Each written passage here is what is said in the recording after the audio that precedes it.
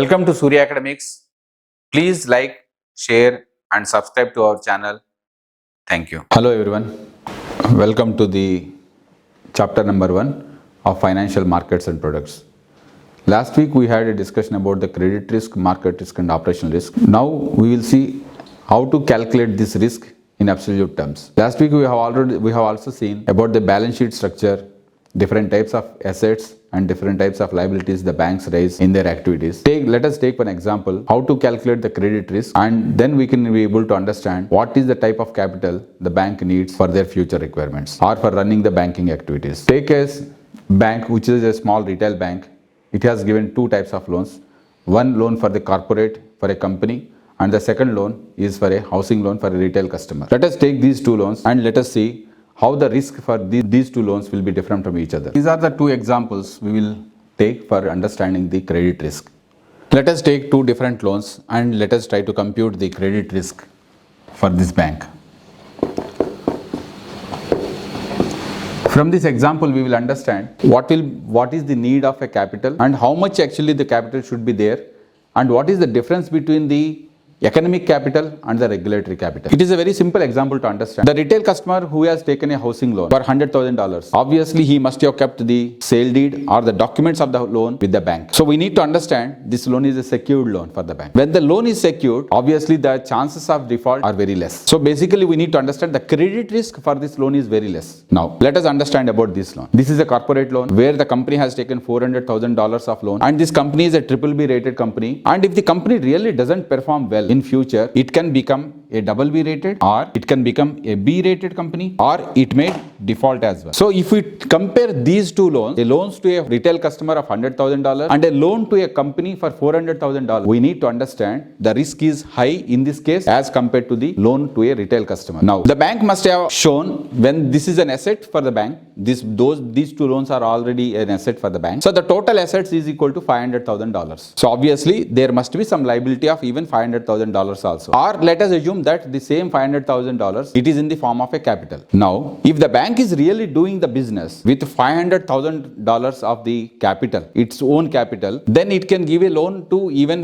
the entire $500,000 can be given to a corporate. There is no problem in it. But most of the banking books, what will happen is they do the business only with the deposit money.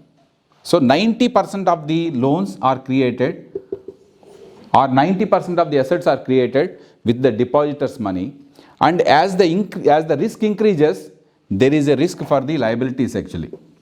So which means if the bank is giving loans only to the corporates, which is very risky or risky companies, then in that case there may be a chance that in future the payment towards the liabilities or the payment towards the depositors' money can be at risk in future.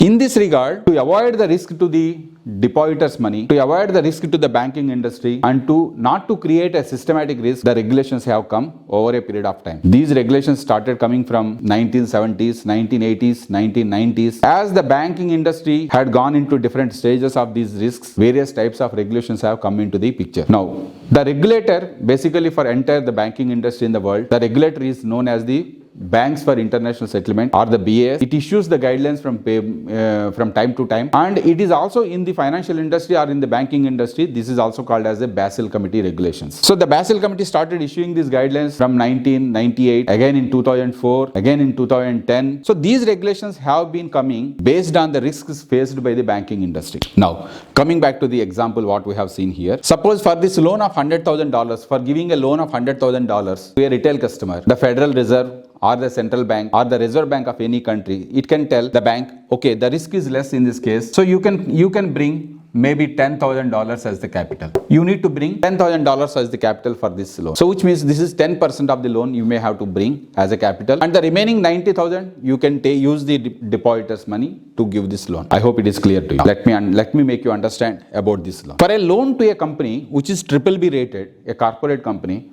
where the bank wants to lend $400,000 and where there is a chance that this BBB rated company can become even BB or B or C in the next 1 year or in the next 365 days, the risk is very high for not getting this money back. Or in other words, in financial industry terms, the default risk for this company is higher in the next 1 year period. So to avoid this one, when the regulator feels that actually the risk is high for this type of loan, they may say, okay, we may not accept the same 10% for these corporate loans or the company loans. You may have to bring 15% as the capital. So we need to understand, as the type of the asset is changing, the capital requirements are also changing. The bank must be having its own capital, equity capital, paid up capital or the share premium and all other retained earnings and everything, but that is from the accounting perspective or from the financial statements perspective.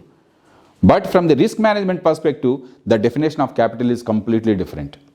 The definition of the capital is the regulatory capital we use, and this regulatory capital, it will change from one asset category to the other asset category. So for the retail loans, the regulator may tell you need to bring 10% of the loan amount as the regulatory capital. You have to keep it aside. And for a company loans, they may say 15%, that is equal to $60,000. You may have to bring the capital. So based on the asset quality, based on the asset category, the regulatory capital will be different.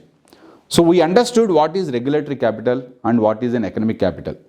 In brief, we can say economic capital is the actual capital the bank has already had with it, and the regulatory capital, it depends on the type of the asset and percentage of the capital that has to be brought as per the regulatory requirements.